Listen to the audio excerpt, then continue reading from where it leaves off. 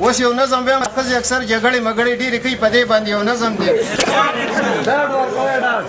وی چې ښځې کوي بس همیشه د تشې خولې جګړې او خلک چې نه کړي د ټوپک او تمانچې جګړې ګینې د ورځې خامخا کوي دوه درې جګړې پر یو کلي کې بهر ورځ بلا مړې کېدې او پکې به خواښ یو انګیان دې خامخا مړې کېدې ښځه په هر عمر کې هر وخت جنګونه کوي اول انګور وي نو په خواښې به ظلمونه کوي بیا چې شي خواښې په انګور به دباونه کوي سحر نه وشي تر ماښامه ښه اوږده جګړه خو نوک پکې سور نه شي که ډېره وي توده جګړه اول جګړه کې یو بل ته پیغورونه وشو بیا پکې وروسته د کنځلو ګزارونه وشو خدای پاک بس خیر کو د خیرو پکې پیرونه وشو د سړو جنګ کې خپې لاسونه څه ناسه خوږېږي او د ښځو جنګ کې هر ځای بچ وي خو مازغه خوږېږي او بیا په ګورېږي لوپټه باندې سر تړلي بالټې مخ ته ټوله ورځ تر مازدیګر تړلي د شین کاغذ ګولۍ پلو پورې اکثر تړلي هغه چې وخوري لږ ارام وکړي دمه شي لږې او سبا له بیا بلې جګړې ته تازه شي ښځه په کور کې خپل قانون او خپل اختیار ساتي دا چې څه کې نه کار وي په هغې کې به کار ساتي دا 24 ګنټې به غمخادۍ ته ځان وزګار ساتي دا د اعلان غږ سره د کوره یو ساعت کې وځي او یوې چپړه بلې بوټ وي په عیبت کې وځي او ښځه د خپلو خپلوانو ډېر عزت به کوي خو د خاوند د رشتهدارو نه نفرت به کوي او زړه شي مړه شي خو بس دغه یو عادت به کوي دا بعضې ښځې خو بیخي د خاوند کور وخوري او چې څه مونځي نو سلامت په پلار او مور او په قربانۍ کې به اختیار ساتي په غوښه باندې د غټ خانک نه خپې راتاو به کي په مخه باندې او چې چا له سلیږي نو ځي د دې په خوښه باندې خپلو کره به د پستې غوښې پنډوکي لیږي او د خاوند خپلو له به وازګې او تشه ډوکي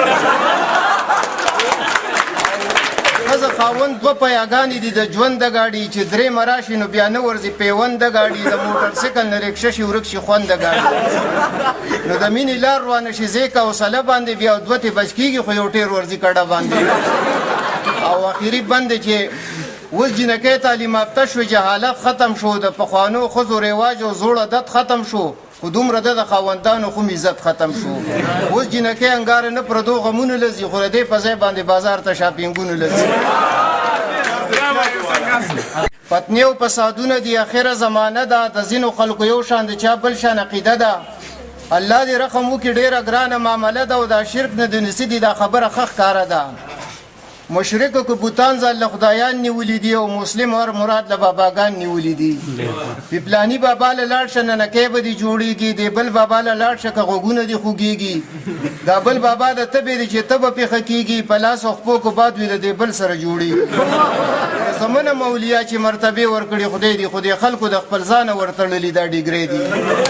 څوک لاړ شي باباګانو له څاروي به ترې نه غواړي څوک وایي بېروزګار یم نوکري به ترې نه غواړي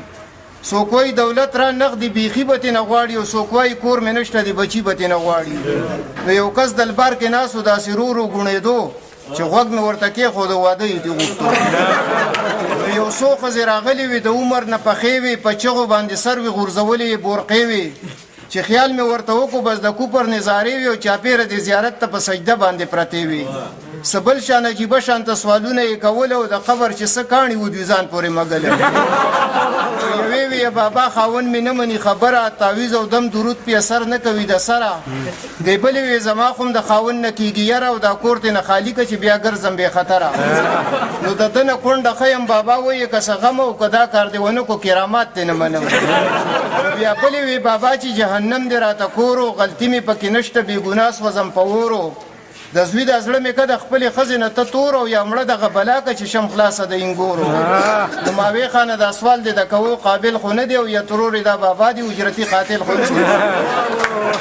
نو په ګوټ کې یو ملنګ ناست چې دغه منجورو د چرسو په چټه باندې راښکته د ده سر و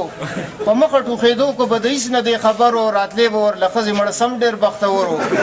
نو د مالګې یوه لویش کرۍ مخې ته پرته وه او دم کړې دی ملنګ وه چې دا خلکو له خونده وه نو دا ښځې چې انګاره بیا په لار مشغولېدلې او یو بل سره یې خپلې مسلې بیانولې یوې وې چې بېګا مې ټوله شپه خپې خوږېدلې